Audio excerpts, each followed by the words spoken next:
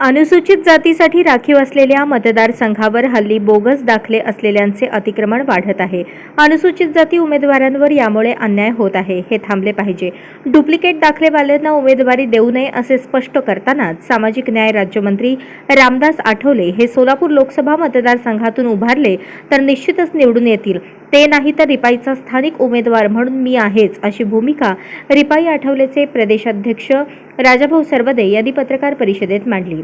यापूर्वी लोकसभा व विधानसभांच्या निवडणुकीत मित्रपक्षाला रिपाईने खंबीरपणे साथ दिली, त्यामुळे आता लोकसभा निवडणुकीसाठी मित्रपक्ष म्हणून रिपाईला जागा मिळावी अशी आमची मागणी आहे। स्थानिक उमेदवार गरजेचा आहे। रिपाईंचे राष्ट्रीय अध्यक्ष तथा सामाजिक न्याय राज्यमंत्री रामदास आठवले यांनी महाराष्ट्रातील 48 जागांपैकी 2 जागांचा प्रस्ताव राष्ट्रीय कार्यकारिणीकडे पाठवला आहे।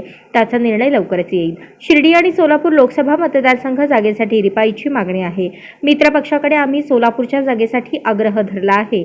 यापूर्वी यंदा रिपाई गटाला संधी मिळावी, यापूर्वी मित्रपक्षांना योग्य सहकार्य केले आहे।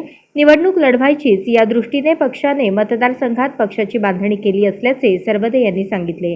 दरम्यान राष्ट्रीय अध्यक्ष रामदास आठवले हे सोलापूर लोकसभा मतदारसंघातून उभे राहिल्यास निश्चित निवडून येतील। ते नसतील तर मी स्थानिक उमेदवार म्हणून असेन। पक्षाने आदेश दिल्यास मी निवडणूक लढवण्यास तयार आहे, असेही प्रदेशाध्यक्ष राजाभाऊ सरवदे यांनी यावेळी स्पष्ट केले। रिपब्लिकन पक्षाची भूमिका ही आहे की आठवले साहेब इथं उभारले तर निवडून येतील, नाही तर राजा सरवदे आहे। मग तुमचा हा मुद्दा तिथं जरा प्रॉपर आता कसं आहे, प्रॉपरचा प्रॉब्लेम येतो ना परत। कसं आहे माहिती शेवटी जर उद्या स्थानिक आला तर स्थानिकला राजा सरवदे आहे। आणि प्रॉपर नसेल द्यायचं तर मग आठवले का वाईट, आठवले का वाईट नाही। पण राजाभाऊ एक प्रश्न असा येतो की बाबा अनेक वर्ष अनेक टर्म जर का भाजपाकडे ही सीट असेल काँग्रेस लोकसभेची तर भाजपाने तो क्लेम आरटीआयला का द्यावा?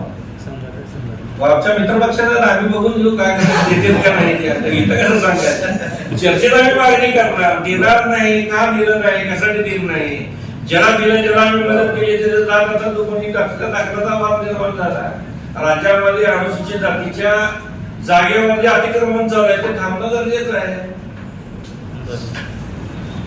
ओरिजिनल एससीला बाजूलाच राहिले, डुप्लिकेट एससी तयार व्हायला त्याला काय करायचं।